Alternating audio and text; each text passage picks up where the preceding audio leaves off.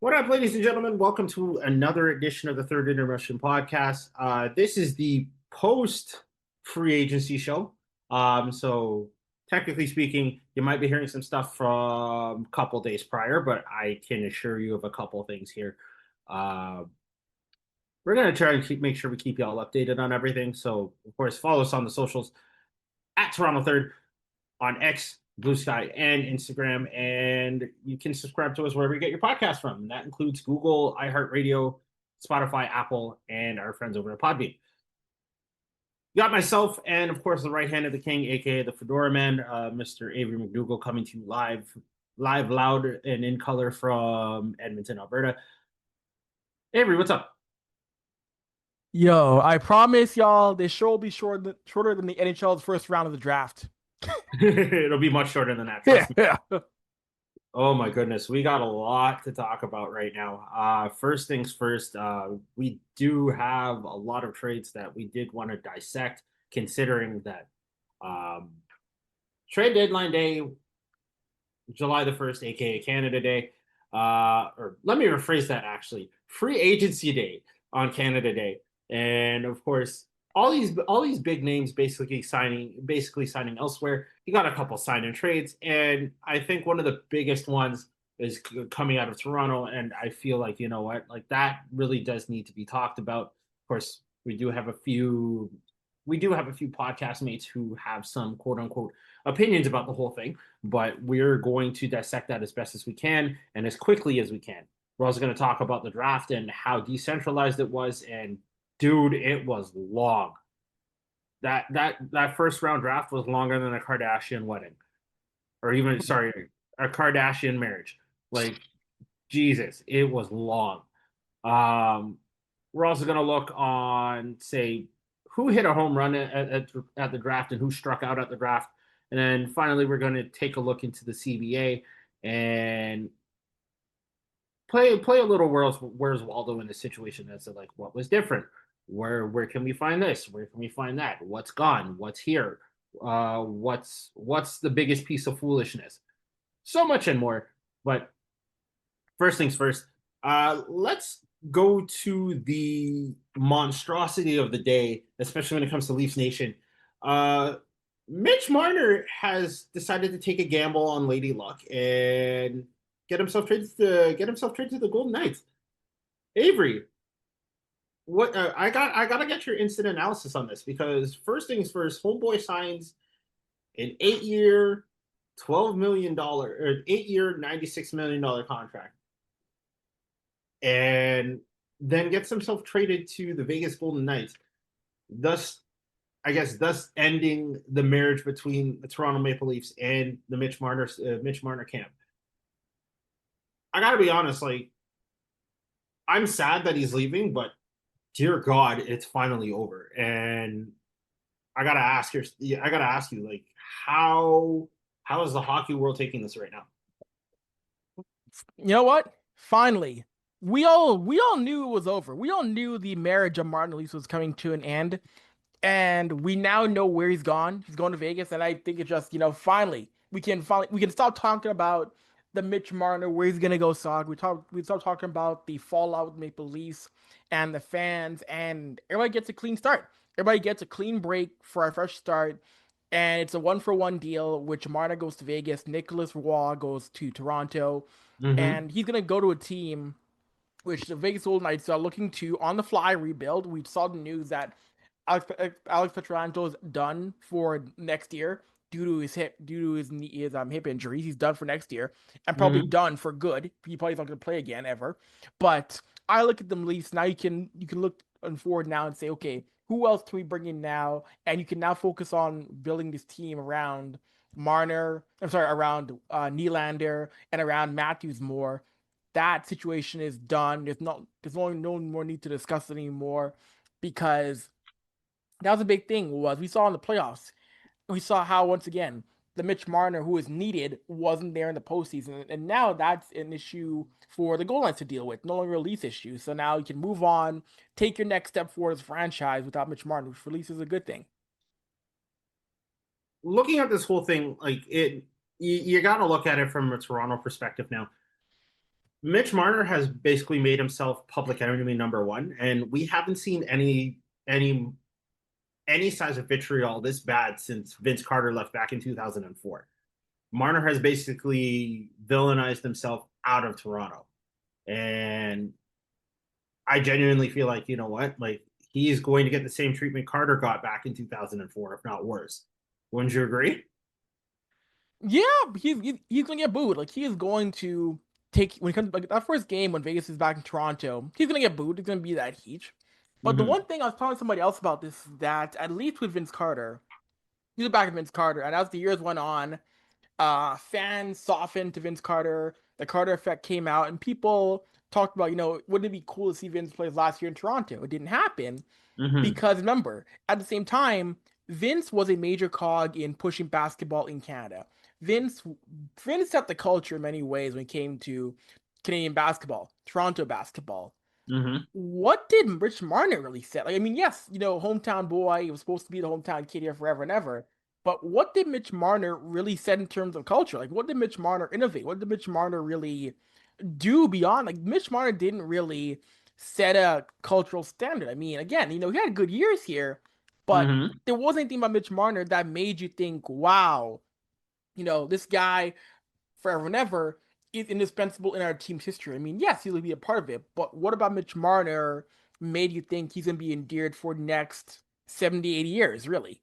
Exactly. Because, like, I mean, again, looking at his numbers, like, he was like top five all time in scoring.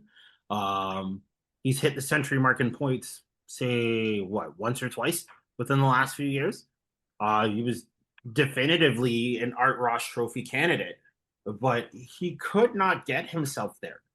And you know what? Like, thanks to not only his regular season, like, say, his regular season prowess, but also his playoff struggles, that really didn't hit home for Leaf fans.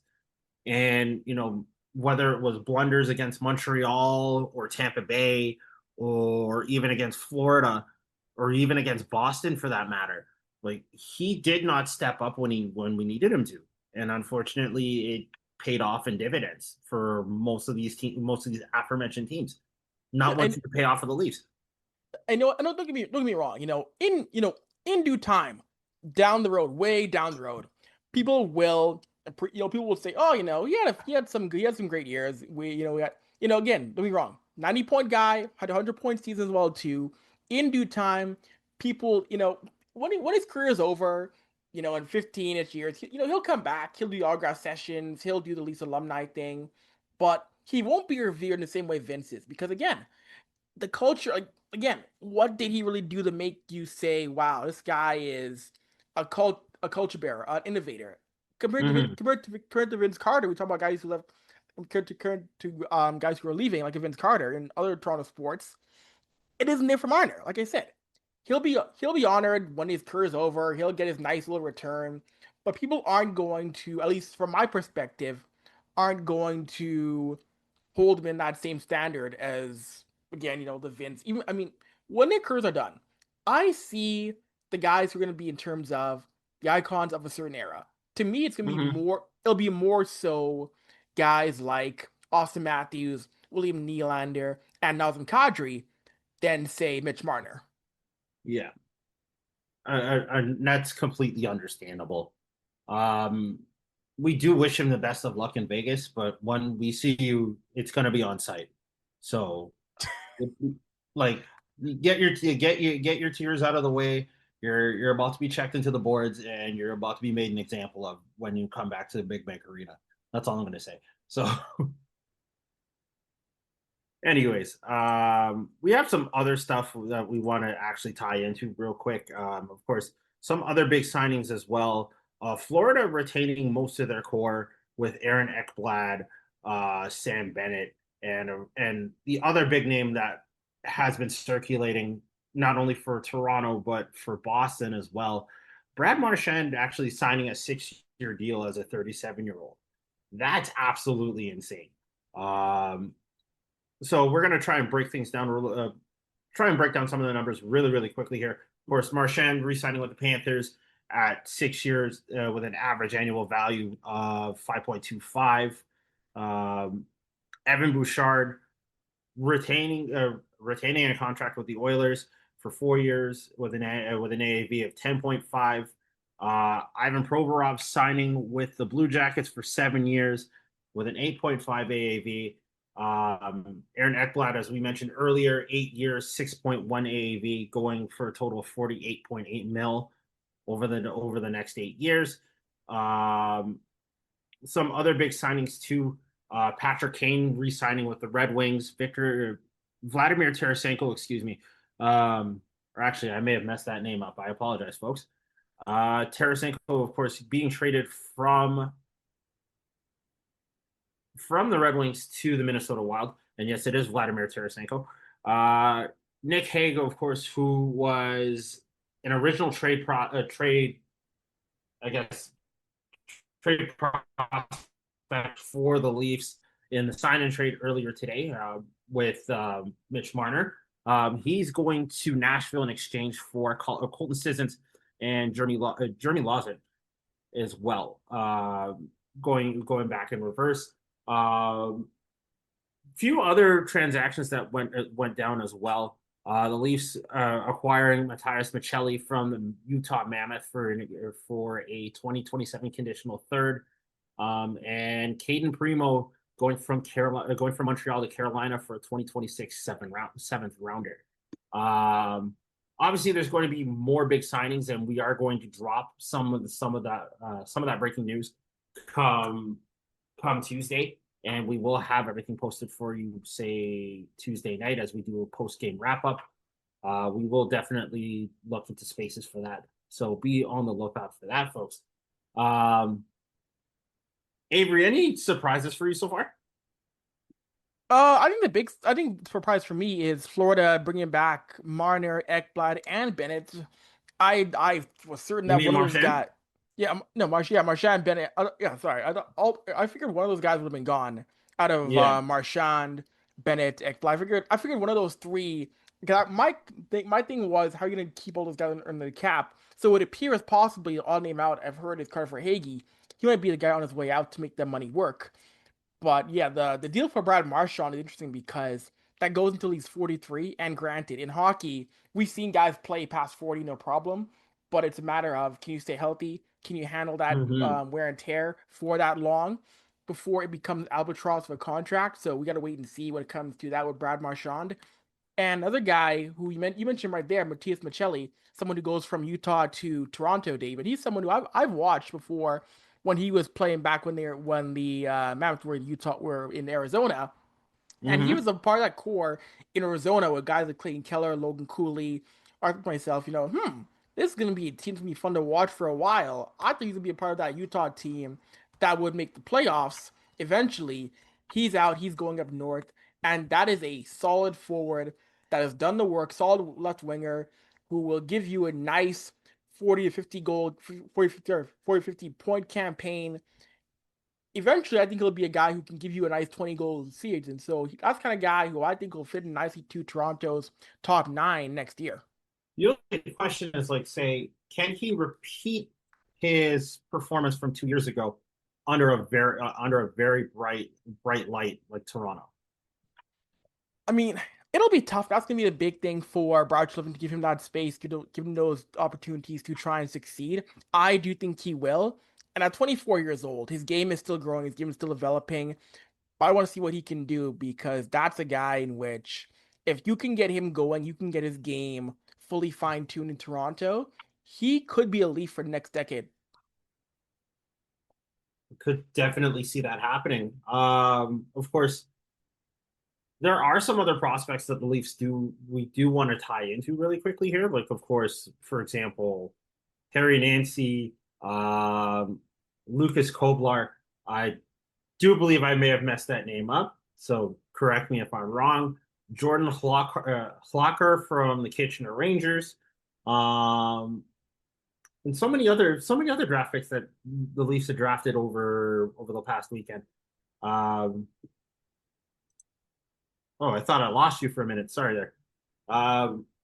As we tie into the NHL draft, first things first, though, we do have to discuss the NHL first round. Then, what the hell was that?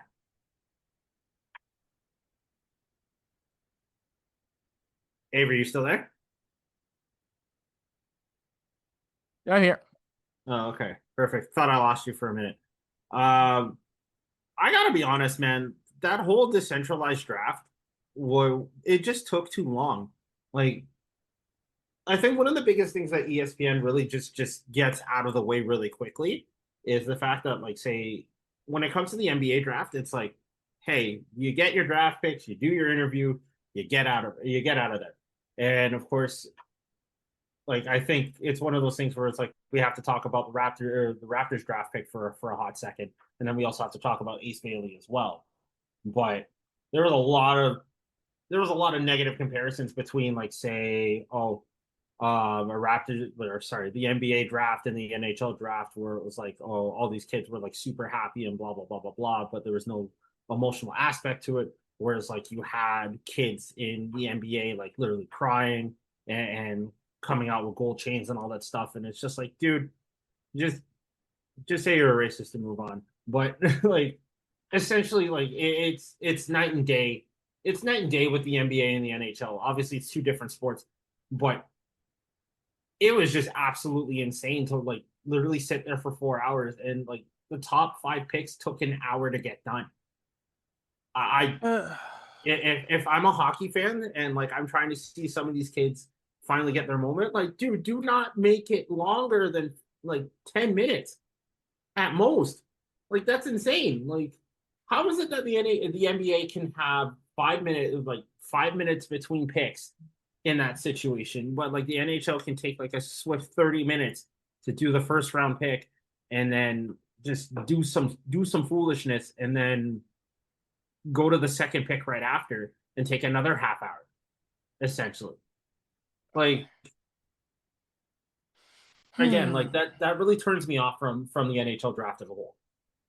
So here's where the NHL stepped on 1,000 rakes compared to the NFL and the NBA draft when it comes to decentralization. It is possible to do it. The NBA has done it for decades, so is the NFL. The problem is with the NHL was they added in a whole bunch of other crap you did not need. You did not need every player going up to a back room to talk to the GMs on Wi-Fi in a very awkward manner, which sometimes didn't work, sometimes did work. You didn't Mm-hmm. need that. You didn't. You need the big thing for me is that the NBA, and NFL, they know we have to keep it moving, keep it going, keep it moving. NHL was very stop, start, stop, start, stop, start, and then all the interviews and segments like no, no. You understand? Like this is all, yeah, I mean, yes, this is business, this is all entertainment. You cannot drag on that long. You have to, if you want to if you want to make a system a draft change, then it should be better than what you have. This was not better. This was worse. This was far, far, far worse. I understand that GMs want to stay at home. They don't want to be you don't want to they don't want to travel around again. You know what? Fine. Then don't do interviews. Then we don't need to hear from every single team. We don't. That slows things Exactly. down way too much. Great example. The Boston Bruins, when they took James Higgins out of Boston College. James Higgins goes to that little back room and talk to Bruins management. They're introducing him. Higgins is saying, he's happy to be a Bruin, da da da da da. Mm-hmm. And Don Sweeney and Cam Neely are frozen. Why? Their feed froze on them due to connection issues. I'm sorry.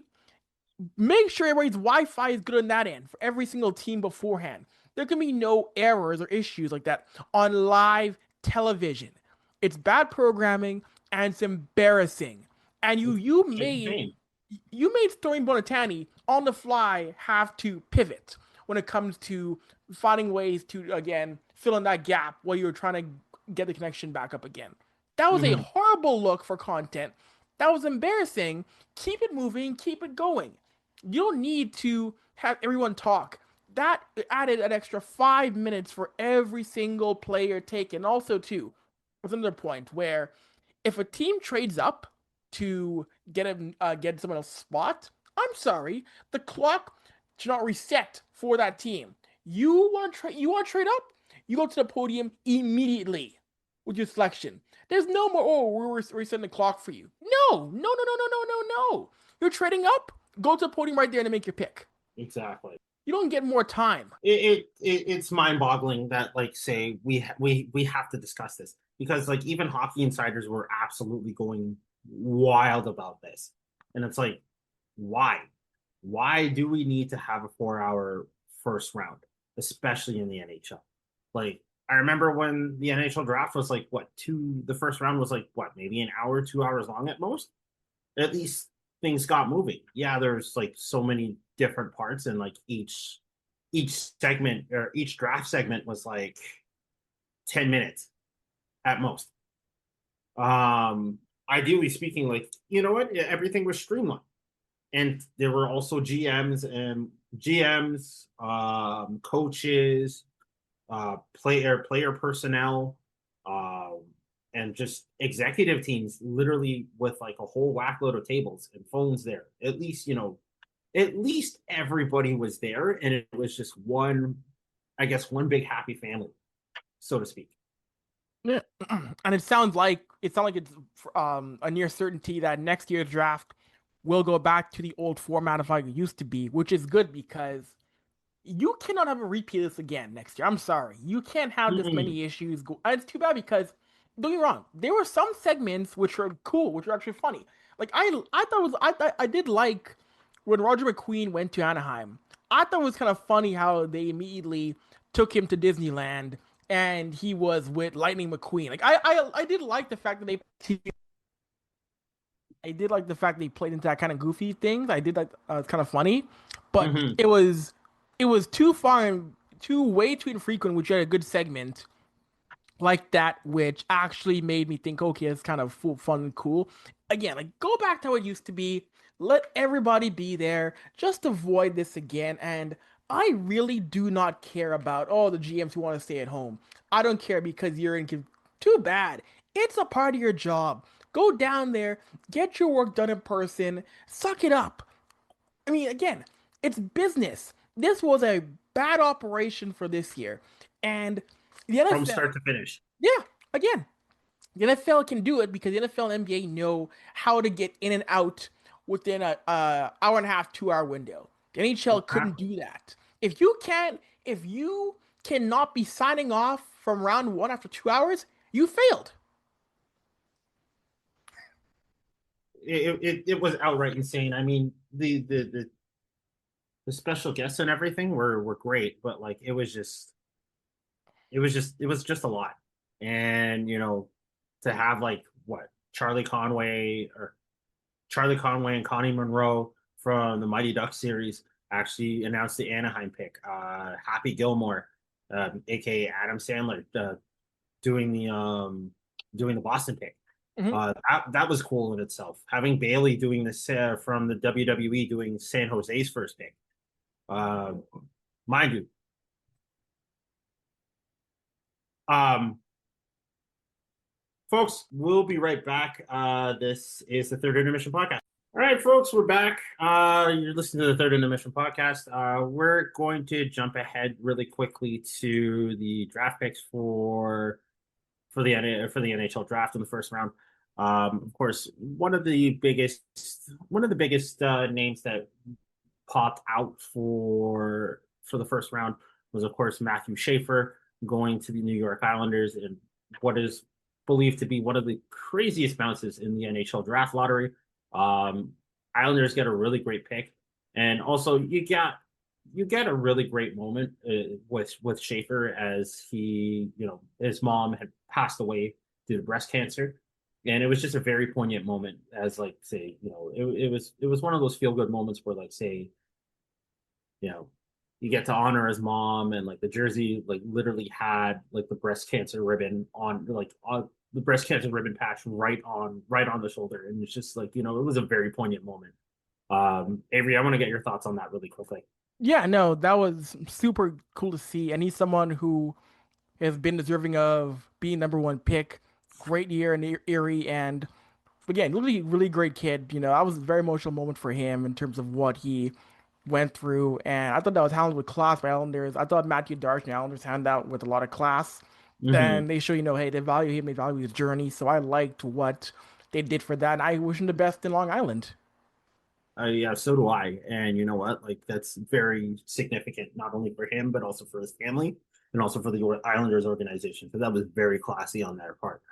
Um, there was also a lot of representation as well among Black and Asian and Indigenous players throughout the draft. Of course, one of the highest draft picks out there was Bill Zonin, um, drafted to Pittsburgh, I believe. Correct? Yes, Pittsburgh. Yeah. Okay, like I believe he was like the highest drafted Black player No, for the. Keyshawn Aitchison went. It was Keyshawn Aitchison was highest drafted in New York, the Islanders. Oh wow. Wait, Islanders had two picks in the first round. Two picks in the top 10. Yeah, top 20. Aitchison Top went 20. 17 to the Islanders. Oh wow. That's a really great story as well. Malcolm Spence also getting drafted. Riker Lee, Aiden Park. The Leafs also drafting a brother. Leafs drafting a brother as well, and Harry Nancy from Owen Sound. I feel like that was a very significant draft pick for the Leafs. Of course, here I am losing my mind saying, like, team, we got a brother on the team. That was very fun, and of course, Jack and Carter Bear, Indigenous players who went in the top 15 as well. And again, you mentioned Harry Nancy. I actually wrote about Harry Nancy a couple of years ago for Hockey News because he scored 6 goals in the game. So I wrote about Harry Nancy a few years ago. So I was like, oh dang, I wrote about that brother for THN when he scored 6 goals in the game. So I thought that was really cool to see him get taken by the Maple Leafs. We also have a few Indigenous players that we wanted to give some flowers to. Jack Nesbitt, of course, getting drafted by the Flyers as the 12th round pick, coming out of the and forgive me for butchering this, the weak Wemkung First Nation. Played for Windsor. He was playing for Windsor. Let me rephrase that. He comes out of Windsor, 6'4", 185, had 25 goals and 64 points in 65 games. This is going to be a great pickup for Philly. Carter Bear going next, drafted by the Red Wings. Of course, he is a member of the Peguis First Nation of Manitoba, coming out of the AHL, drafted from Everett. Keyshawn Aitchison, as Avery mentioned earlier, defenseman from the Islanders, drafted number 17, highest black player drafted this year, coming out of Barrie. Bill Zonin, of course, one of our also other significant draft picks as well, drafted 22nd from the Quebec Maritimes Junior Hockey League. Riker Lee from Madison of the United States Hockey League, of course, led all rookies in goals with 31 goals, including 10 power play goals, and had 66 points. He was second in assists last season.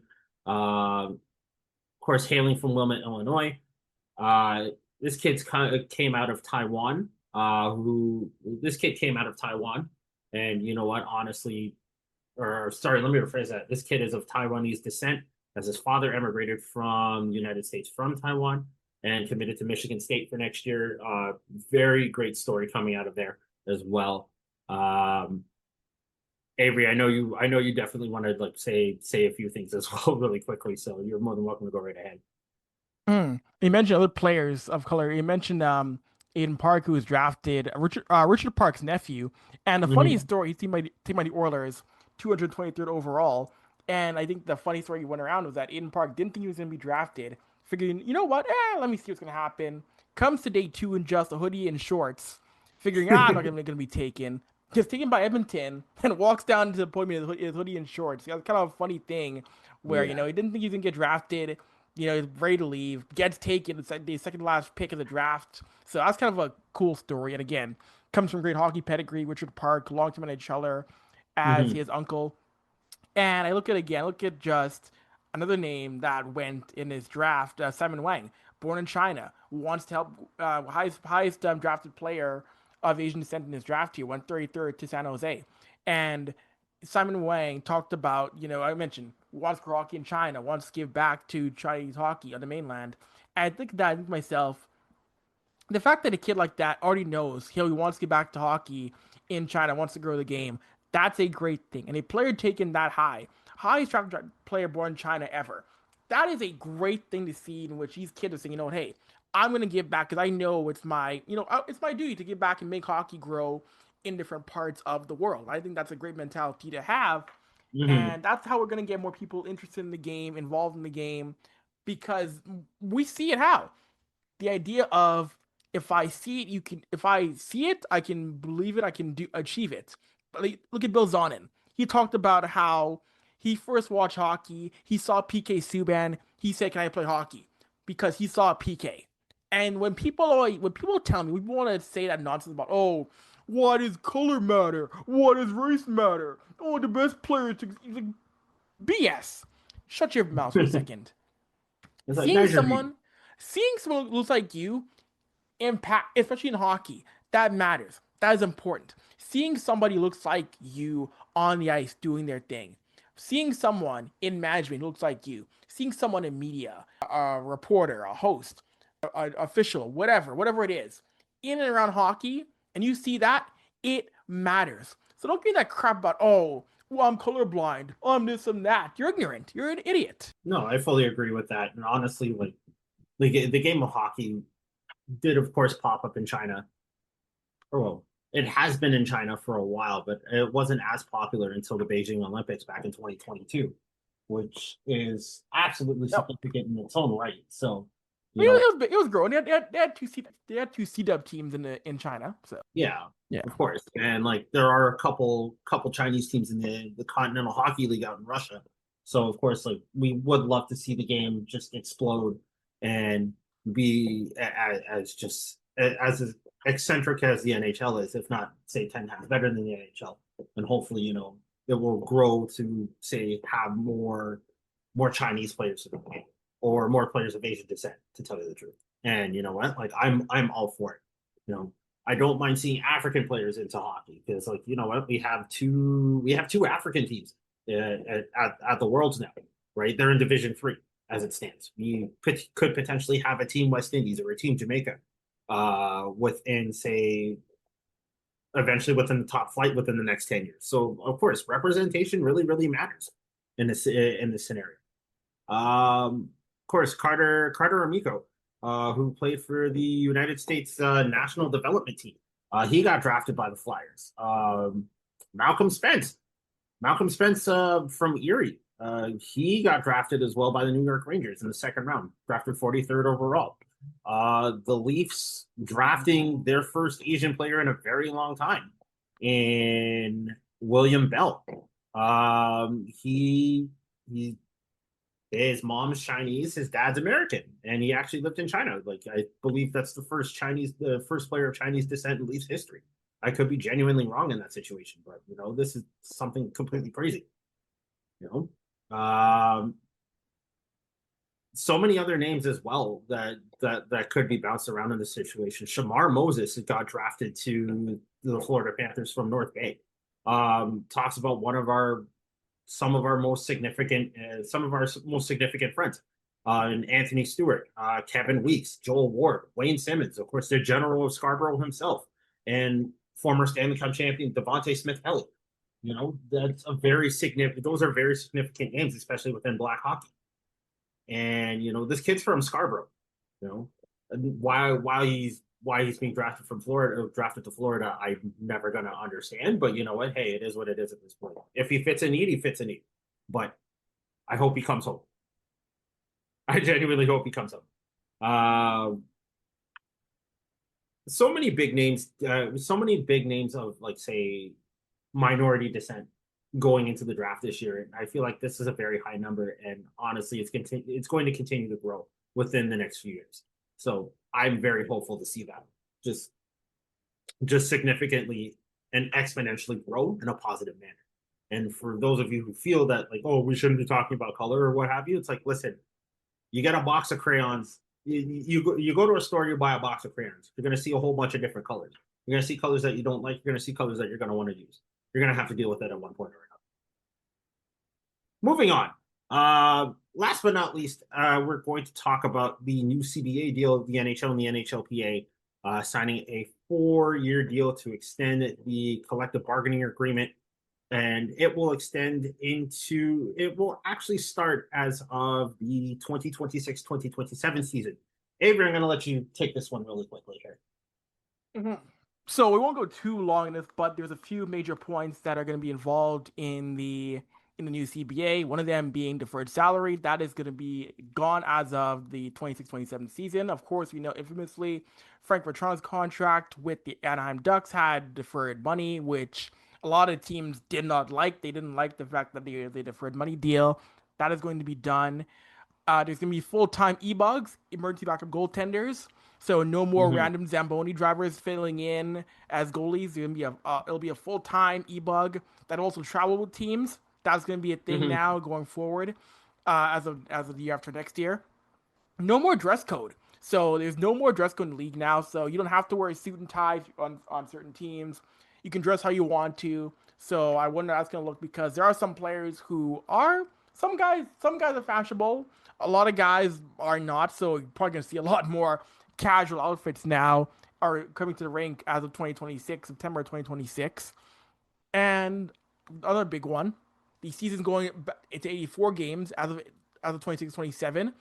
So 84 game regular season in a couple of seasons, which we had before. In the mid 90s, we had 2 years of 84 games length, but that was Mm-hmm. back. That was back when the league was trying to experiment with neutral site games to test out new markets. So going back to 84 games will be coming up, and additionally, the preseason will be shortened. So the preseason in it will be as a 26-27, no more than 4 games, and additionally, players who have played 100 or more games can only play a maximum amount of 2 preseason games. So a few of those major points there in the new CBA. What do you agree with? What do you not agree with in this situation? I agree very much so when it comes to the regular season length being in terms of now I'm not a big fan of the season being extended again, but I do like the fact we're going to have a shorter preseason and having veterans play less games because again, look, we by game 4, you know what your team is going to be looking like by a game 4 of preseason. You don't need 8 preseason games to determine that. It drags Mm-hmm. on and on and on and on and on. We don't need that. So I like the fact they're going to limit that and bring that down to an extent. I do like the idea of I don't mind, I'm a fashionable guy, but I don't mind the no more dress code. But I just know that some guys are gonna use it just be like, all right, shorts and sweatpants drink every single day. And I do want to see the guys who are fashionable. What are they gonna wear? Like what is a Kendrick Miller gonna rock? Like what is a Quentin Byfield gonna rock? Because we know those are two brothers who are fashionable. Those two guys know how to dress well. But what are they gonna Mm-hmm. do? What are they gonna do with the parameters loosened to an extent? Like what is their style gonna be like when maybe it isn't a suit every single day to the rink?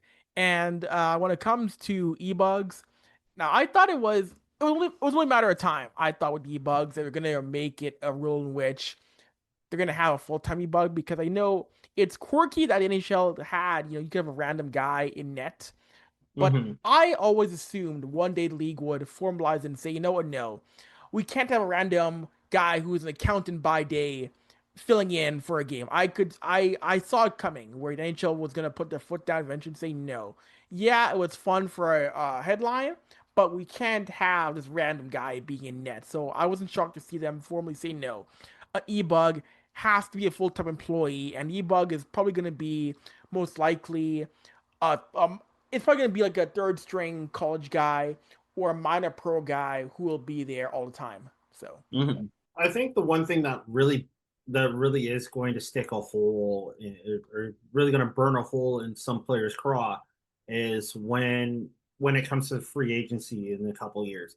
Um, I don't know mhm. if you mentioned this earlier, but player contracts now are going to be shortened from 8 years to 7 years. Yes. With that decrease, it's like now players can't sign for more than 6 years if you're signing for a new team, or if you're going to retain your rights with your original team, you can only stay there for 7 years. I feel like, you know what, like under the current CBA, of course, 8 years is a very long time, but of course the salary cap isn't that high, and the most that say any team can, I guess, sign is like say under a salary cap of 104 million. give or take about 4 million, right? So I think that's something significant in its own right. But of course, if the salary cap does jump to say like 1993, 1994 NBA numbers, where players were earning the most players were earning were like say 10 million, 12 million, 15 million at most. Like I feel like that could be something down the line. But I do see a hard cap working in this league. Could we see it in the NBA? You never know, because like I do not want to be seeing players making like $500,000 and then seeing the Raptors getting sold to a private equity firm. A hard cap in the NBA? Bro, Yeah, that's never gonna happen. I mean, the amount of leeway, the amount like they like that soft. I mean, the players like the soft cap to an extent, but yeah, I don't. You've gone too far into. Don't get me wrong. The NBA's soft cap. Trying to explain it to someone who doesn't understand financial, it's not. It's not easy. I wish it was cleaner, but yeah. you are so deep into players getting like players are making 50 to 40 million, like the amount of money that they make right now. There's no way they're gonna go back to a hard cap system. There's too many advantages for a player in certain ways, or there's too No, many. I trust me, I get it. Here's the messed up part about the whole situation. Like you've got teams that you've got players that are earning like say almost 50, almost 60 a year. Because the highest contract right now is of course Steph Curry, excuse me, and he's earning 59.6 million this year, right? And that's based off of his current contract extension. The highest Raptor right now is Scotty Barnes at 38.6. Um, that's just crazy enough in itself. And like Toronto salary cap issues are like literally just about to spike in this situation. Who knows if like the Raptors will actually have enough money to draft players, but that's more MLSE's issue in that situation. Um, but like to try and see those type of inflated contracts in the NHL, like I don't see that happening unless like say the NHL can make money again. I mean, the cap is going up in a couple of years. That's why you're seeing players right now not wanting the big money deals right now, because if I can get paid in a couple of years, I'm not gonna hamstring myself to a deal right now with the cap going up in a couple of years as well in hockey, Dave. So, and I get Well, of that. course. The cap is set to go up by quite a lot very soon here. So if you're a top tier talent, I don't want that. I don't want that 7 or 8 year deal right now. I want to get the bag when that cap goes up by a bit more. Here's the other question that really needs to be addressed here. Are we going to finally see a player make over 11, 12 million and finally see them win a Stanley Cup based off of the new cap projections? Because as of right now, we're seeing players who are taking massive haircuts on player contracts. For example, John Tavares, who happily re-signed with the Leafs for 17.52 mil for the next 4 years. And of course, our boy Matthew Nyes, who re-signed for 6 years at $7.75 million, giving you a total of 48.5 million over 48.5 million. Would you be seeing players that who would take like say a minor haircut, like say reduce their contract to like 10 million, 11 million, maybe 12 million within the next 2 years and actually win a Stanley Cup just for a team friendly deal? I maybe, but I'm not gonna bank on it too much because again, I think players are still gonna go want to get their money. They're gonna want to get paid. So maybe, I mean, not everybody's a John Tavares, not everybody is a Matthew, not everybody is a Tavares or whatever. Like some guys want to get their money, some guys want to get paid. Mm-hmm. So I'm not sure if you see that be a thing too often because again, guys want to make their money. Guys have worked hard to get what they deserve. But the big thing is again is that how do you make the money work and win a Stanley Cup? Because again, this is a hard cap league.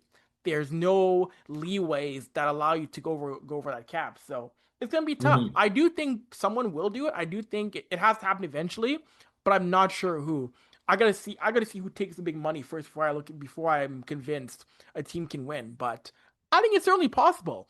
Yeah. You just need a crafty GM. You just need a GM who is savvy enough to make that work with the money. I think we're also potentially going to see with the salary cap increasing, we might see our first triple digit contract within the NHL in a very long time. So We've got you mean in total triple digits? We got that. we have that already? Sorry. Leon. Oh yes, Leon. My mistake. No, we got me 100 billion in terms of the total deal. We got that. Yeah. Okay. So my mistake, folks. Sorry about that. But could we see higher numbers than say 115, 120? Entirely, eventually it's going to happen though. Yeah. But again, the NHL is not anywhere near.